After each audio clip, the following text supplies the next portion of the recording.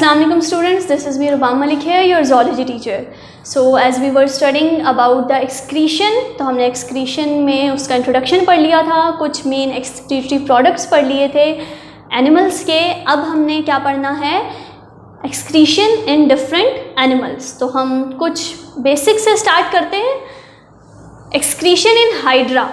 अब सबसे पहले तो अपनी मेमोरी रिकॉल करें, रिफ़्रेश करें और मुझे जल्दी से बता दीजिए कि जो हाइड्रा है वो किस फाइलम से बिलोंग करता है. जल्दी से सोचें और याद आ जाना चाहिए आप लोगों को वैसे, ठीक है. पिछला भूलना नहीं है.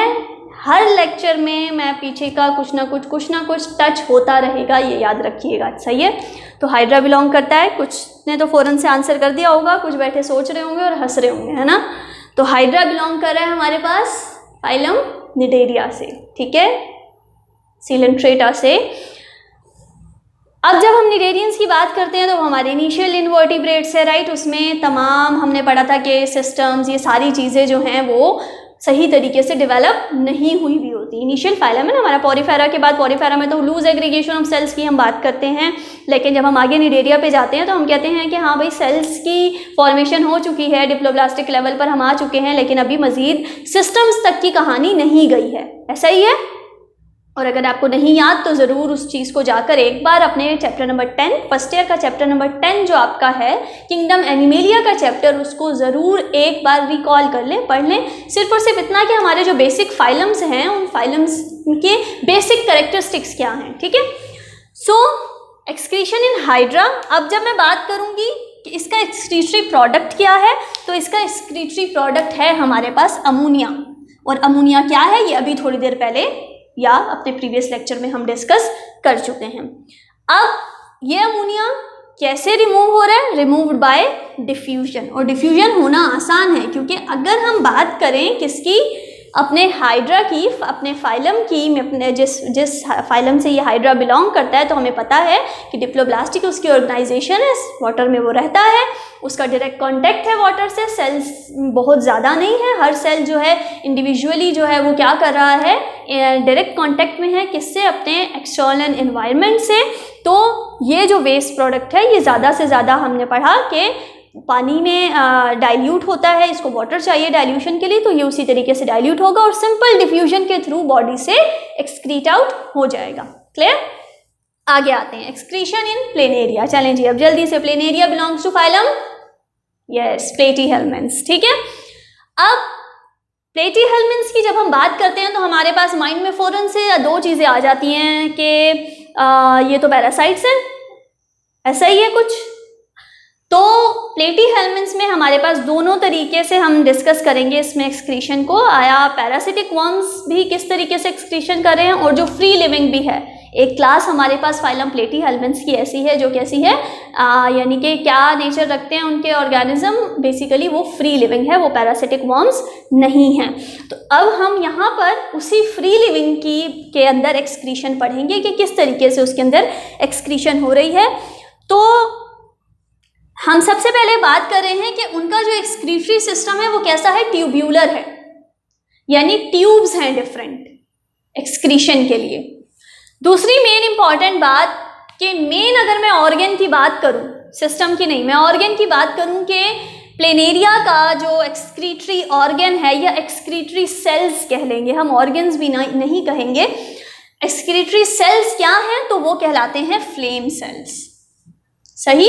और उन्हीं फ्लेम सेल्स का एक और नाम है प्रोटोनेफ्रीडिया. याद रखिएगा ये दोनों चीज़ें एमसीक्यूज पॉइंट ऑफ व्यू से भी. सही. अब जो इनका एक्सक्रीटरी प्रोडक्ट है बेसिकली वो यूरिया है, और साथ साथ अमोनिया भी एक टॉक्सिक एक्सक्रीटरी प्रोडक्ट है जो इनके अंदर मौजूद होता है. जाहिर सी बात है उसका भी निकलना ज़रूरी है. तो मेन एक्सक्रीटरी प्रोडक्ट यूरिया है और साथ साथ क्या है, अमोनिया. क्लियर. अब ये कैसा यूरिन पास करते हैं, ये हाइपोटोनिक यूरिन पास कर रहे हैं. अब जल्दी से बताइए हाइपोटोनिक कैसा यूरिन होगा, क्या चीज़ ज़्यादा होगी, वाटर ज़्यादा होगा या सॉल्ट ज़्यादा होंगे. हाइपोटोनिक, हाइपरटोनिक के टर्म्स हम पिछले लेक्चर्स में पढ़ चुके हैं. तो जल्दी से रिकॉल कीजिए कि कैसा होगा ये. हाइपोटोनिक की बात करें हम, सॉल्ट ज़्यादा होंगे, ऐसा ही है, या फिर वाटर ज़्यादा होगा. चलें, अभी जब हम ये आगे डिस्कस करते हैं, जब तक आप सोचें मैं थोड़ी देर में बताऊंगी कि क्या ज़्यादा होगा। सही है, कैसा यूरिन प्रोड्यूस हो रहा है। हम यहाँ से सिस्टम को डिस्कस करते हैं। ये आपके पास आ गया प्लेन एरिया, ये आपके पास आ गई इसकी एक्सक्रीटरी ट्यूब्यूल। अच्छा, एक और चीज़, इसकी जो एक्सक्रीटरी ट्यूब्यूल्स हैं, या हमने ट्यूब्यूलर सिस्टम कहा, ट्यूब्यूलर एक्सक्रीटरी सिस्टम है, तो ये बॉडी के दोनों साइड्स पर, दोनों यानी लेटरल साइड्स पर, अब लेटरल का वर्ड भी आपको पता होना चाहिए, ये हम बेतहाशा बार ये चीज़ें डिस्कस कर चुके हैं। मैं दोबारा बता देती हूँ कि लोकेशन के हिसाब से जब हम बात करते हैं तो हम क्या कहते हैं, एंटीरियर, पोस्टीरियर, ठीक है, front side ventral, back side dorsal, और जब हम साइड्स की बात करते हैं तो लेटरल। क्लियर? तो लेटरल साइड्स पर लॉन्गिट्यूडनली क्या मौजूद है, एक्सक्रीटरी ट्यूब्यूल्स मौजूद हैं। यहाँ पर मैंने बना दिया ट्यूब्यूल्स, इस वाली लाइन में मैंने नहीं बनाई है ताकि आपको ये वाली क्लियर दिखें, ठीक है। लेकिन सेम आप इसी चीज़ को यहाँ पर भी कंसिडर कीजिएगा, बाकी आपकी बुक में डायग्राम मौजूद है। ये इनके हैं एक्सक्रीटरी पोर्स, या यूं कह लें आप बेसिकली ये जो पॉइंट हम डिस्कस कर रहे हैं यहाँ पर, ये हैं इनके फ्लेम सेल्स, जिसको वहाँ फिर हमने जाकर बड़ा करके बनाया है। सही, ये एक्सक्रीटरी ट्यूब्यूल्स के एक तरफ पूरी ट्यूब्यूल है, इसके साथ साथ कुछ ब्लाइंड एंड्स हैं। ये जो है ना, ये आपको दिख रही है, ये हैं ब्लाइंड एंड्स। ये भी ब्लाइंड एंड्स का मतलब ये होता है कि हम एक चीज़ लें, उसको एक तरफ से तो हम जोड़ दें, वो एक तरफ से जुड़ी हुई हो, लेकिन उसका दूसरा सिरा क्या हो, खाली हो, तो हम कहते हैं वो जो खाली सिरा होता है वो ब्लाइंड एंड है। मैं एक थ्रेड लेती हूँ, उसको यहाँ बांध देती हूँ और छोड़ देती हूँ, तो एक एंड उसका टाई है, दूसरा एंड उसका खाली है, तो वो जो खाली वाला एंड है वो क्या एंड कहलाता है, वो ब्लाइंड एंड कहलाता है। ठीक है, तो यहाँ हम क्या कह रहे हैं, एक्सक्रीटरी ट्यूब्यूल्स लॉन्गिट्यूडनली मौजूद है लेटरल साइड्स पर प्लेन एरिया के, and they have blind ends, और उन ब्लाइंड एंड्स पर क्या मौजूद है, हमारे फ्लेम सेल्स मौजूद हैं। अब अगर हम फ्लेम सेल के स्ट्रक्चर की बात करते हैं तो ये आ गया हमारे पास पर्टिकुलर फ्लेम सेल का स्ट्रक्चर। ये क्या है आपके पास, ये है फ्लेम सेल। ठीक, ये आपके पास है न्यूक्लियस। सही, ये जो है, ये बेसिकली जो ये स्ट्रक्चर बना हुआ आपको दिख रहा है, these are the cilia, a bunch of cilias, a tuft of cilias in the cavity of the flame cell. Basically इन्हीं सीलिया की मूवमेंट से, लोकोमोटरी स्ट्रक्चर होते हैं ना सीलिया, आप इससे फेमिलियर हैं इस वर्ड से, तो इनकी इस तरीके से स्ट्रक्चर से, और बेसिकली ये जिस तरीके से हिलते हैं, जिस तरीके से मूव करते हैं, this is like flickering of the flame. जैसे एक आग का शोला जलता है, जैसे आपने कैंडल बर्न की, आपने चूल्हा जलाया, तो उसमें जिस तरह आग जलती है, ये बिल्कुल जब ये मूव करते हैं तो ये वैसे दिखाई देते हैं, वैसे लगते हैं। इसी बेस पे फिर हमने इसका नाम भी क्या रखा, फ्लेम सेल्स। सही, इसीलिए इसे फ्लेम सेल कहा गया। तो इनकी मूवमेंट से जो नाइट्रोजनस वेस्ट हैं, जो अमोनिया है, ये क्या है, ये इनमें से क्या करते हैं, जो यूजफुल मटेरियल है वो क्या होता है, वो बॉडी में ही रिटेन रहेगा, और जो बाकी एक्सक्रीटरी प्रोडक्ट्स हैं, अमोनिया वगैरह और यूरिया, ये क्या होंगे, ये यहाँ से बॉडी से, इसको बॉडी कैविटी से, ये बॉडी कैविटी से लेंगे ये सीलियाज, और उसको कहाँ फेंक देंगे, यहाँ मेन एक्सक्रीटरी ट्यूब्यूल्स में, यानी ये फ्लेम सेल्स हैं, ये यहाँ से कहाँ भेज देंगे इसको, ये जो ट्यूब्यूल्स दिख रही हैं आपको, इन ट्यूब्यूल्स में। क्लियर? और फिर ये मेन ट्यूब्यूल से कहाँ, बॉडी से बाहर जो जितना भी वेस्ट मटेरियल है वो एक्सक्रीट आउट हो जाएगा। क्लियर? यानी बेसिकली जो एक्सक्रीटरी यूनिट कह लें आप, जो एक्सक्रीशन करवा रहे हैं सेल्स, वो क्या हैं, वो फ्लेम सेल्स हैं। सही, अब आ जाते हैं अपने उसी वर्ड पे। यूरिन हमने कहा वो प्रोड्यूस कर रहे हैं, किस फॉर्म में प्रोड्यूस कर रहे हैं। अच्छा, यहाँ हम यूरिया के साथ साथ यूरिन भी ऐड कर लेते हैं। Excretive product is ammonia, urea के साथ ही आप इसको यूरिन कर लें। ठीक है, अब यूरिन जो है वो कैसा प्रोड्यूस हो रहा है, हाइपोटोनिक, यानी कि वाटर की क्वांटिटी इसमें है मौजूद। ठीक है, सॉल्यूट बहुत ज़्यादा नहीं है, वाटर ज़्यादा मौजूद है, क्योंकि सॉल्ट्स इनको अपनी बॉडी में रिटेन करके रखने हैं। सही, आगे बढ़ते हैं। मेनली है वो ऑस्मोरेगुलेटरी फंक्शन। हम यहाँ कह रहे हैं कि फ्लेम सेल को हम एक्सक्रीशन में पढ़ रहे हैं, एक्सक्रीटरी फंक्शन भी ये कर रहा है, लेकिन मेनली इसका फंक्शन कैसा है, ऑस्मोरेगुलेटरी फंक्शन भी है और साथ साथ एक्सक्रीटरी फंक्शन भी है। इसके अलावा अगर हम इसको ऑस्मोरेगुलेटरी फंक्शन से कंसिडर करते हैं फ्लेम सेल को, तो इसका मतलब एक्सक्रीशन के लिए फिर कुछ और भी होना चाहिए। तो बेसिकली हम कहते हैं कि जब हम अपने फ्री लिविंग प्लेटीहेल्मिन्थ्स की बात करें, प्लेनेरिया की बात करें, तो एक्सक्रीशन किसके थ्रू होती है, गट के थ्रू भी होती है। ठीक है, एक्सक्रीशन ऑल्सो टेक्स प्लेस और डन थ्रू द गट। तो आप ये कह सकते हैं कि जो सीलिया फ्लेम सेल्स का जो फंक्शन है वो कैसा है, ऑस्मोरेगुलेटरी भी है। यानी अगर आपसे पूछा जाए प्लेनेरिया का में ऑस्मोरेगुलेशन कैसे हो रही है या ऑस्मोरेगुलेटरी फंक्शन बताइए प्लेनेरिया के अंदर, तो आप फ्लेम सेल्स के बारे में ही बताएंगे। सही। अब आते हैं पैरासिटिक फ्लैटवर्म्स की तरफ, क्योंकि हमने बात की कि जब भी हम प्लेटीहेल्मिन्थ्स की बात करते हैं तो हमारे पास उसमें कैसे ऑर्गेनिज्म आ जाते हैं मज़ीद हमारे पास। हम कहते हैं कि ये इसमें पैरासाइट्स भी मौजूद है। तो जब हम पैरासिटिक फ्लैटवर्म्स की बात करते हैं तो हमें पता है कि पैरासाइट्स तो ऑर्गेनिज्म ही वो हैं जो क्या करते हैं, अपने होस्ट बॉडी में रहते हैं। होस्ट बॉडी उनका अपना डाइजेस्टिव सिस्टम कंप्लीट नहीं होता है, वो क्या करते हैं, डाइजेस्टेड फूड पर फीड करते हैं। किसका डाइजेस्टेड फूड, होस्ट का। होस्ट के फूड पर फीड करते हैं और उसी से शेल्टर लेते हैं एंड इन रिटर्न उसको हार्म भी पहुंचाते हैं। तो यहाँ पर जो है फ्लैटवर्म्स जो पैरासिटिक है, इनका जो बॉडी फ्लूइड, इनका जो मतलब इंटरनल बॉडी इन्वायरमेंट है वो कैसा होता है, आइसोटोनिक होता है। आइसोटोनिक यानी कि बैलेंस होता है, ना हाइपरटोनिक की तरफ और ना हाइपोटोनिक की तरफ, इन बिटवीन बैलेंस होता है इनका। To body fluid of the host, यानी अगर हम कंपैरेटिवली देखें कि इनकी बॉडी का जो इन्वायरमेंट है वो होस्ट, क्योंकि अब अगर मैं इनकी बॉडी का इन्वायरमेंट की बात करूं, क्योंकि हमेशा हम यही कहते हैं ना कि जो इंटरनल इन्वायरमेंट और एक्सटर्नल इन्वायरमेंट कैसा होना चाहिए, होम्योस्टेसिस उसी के बीच में होना चाहिए, बैलेंस होना चाहिए। तो यहाँ इंटरनल इन्वायरमेंट तो ये खुद हो गए फ्लैटवर्म्स हो गए, और इनका एक्सटर्नल इन्वायरमेंट बेसिकली क्या है, होस्ट बॉडी है जिसके अंदर वो रह रहे हैं। तो इनका अपने होस्ट बॉडी के फ्लूइड के अकॉर्डिंग कैसा है, इनका जो कैसे अंदर का जो इन्वायरमेंट है वो कैसा है, आइसोटोनिक है। The flame cells perform excretion of nitrogenous waste. इस कंडीशन में, किस कंडीशन में, पैरासिटिक फ्लैटवर्म्स की कंडीशन में, फ्लैटवर्म्स की कंडीशन में जो फ्लेम सेल्स हैं वो एक्सक्रीशन का काम भी दे रहे हैं। किसकी एक्सक्रीशन, नाइट्रोजनस वेस्ट का। यानी आपके जो फ्लेम सेल्स हैं, यानी प्लेनेरिया के जो फ्लेम सेल्स हैं वो क्या कर रहे हैं, ऑस्मोरेगुलेटरी फंक्शन भी कर रहे हैं और साथ साथ एक्सक्रीटरी फंक्शन भी कर रहे हैं। क्लियर। आगे आ जाते हैं अब हम excretion in earthworm. Earthworm phylum बताइए जल्दी से।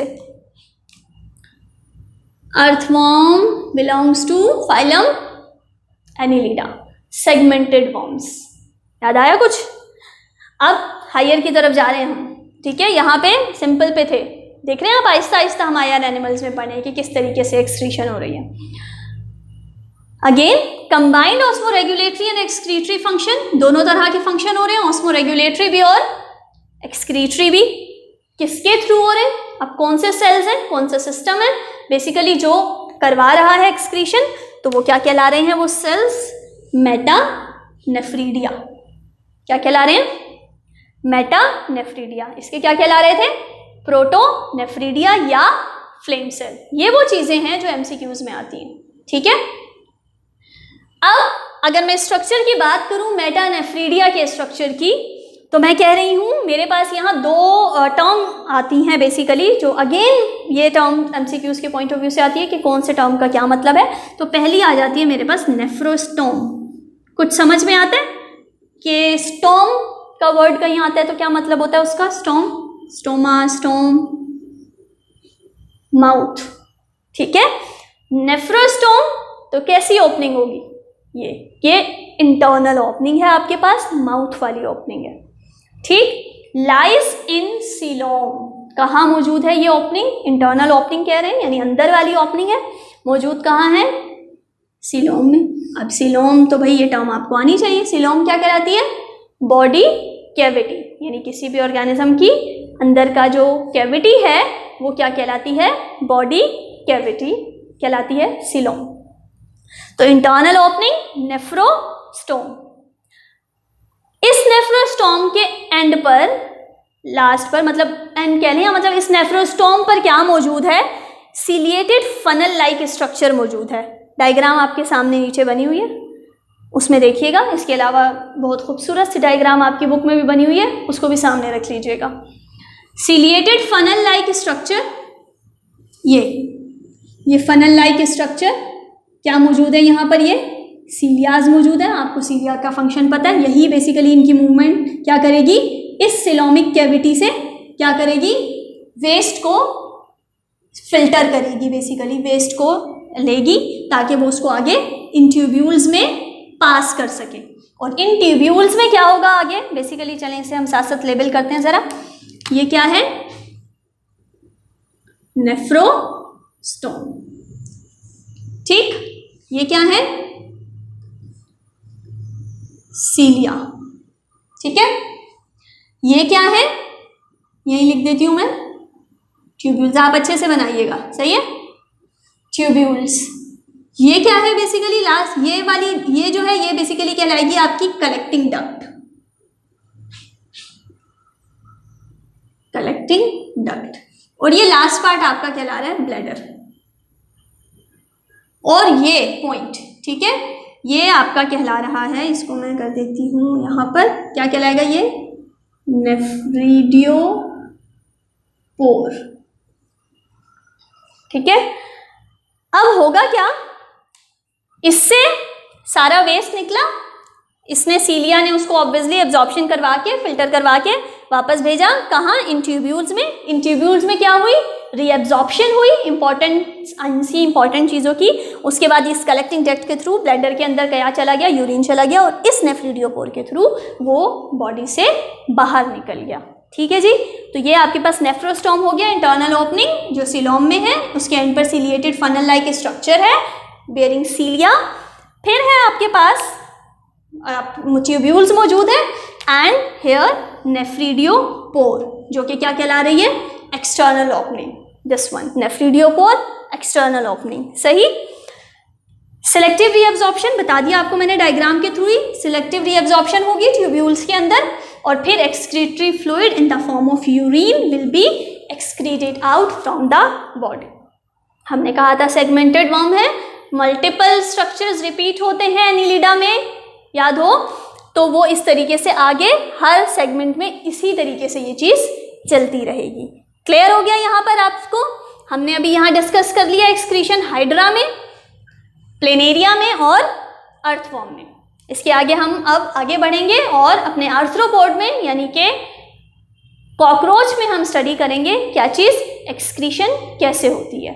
तो ये इस चीज़ को हम यहीं एंड करते हैं। इंशाल्लाह नेक्स्ट लेक्चर में आपसे मुलाकात होगी, तब तक के लिए अल्लाह हाफ़िज़।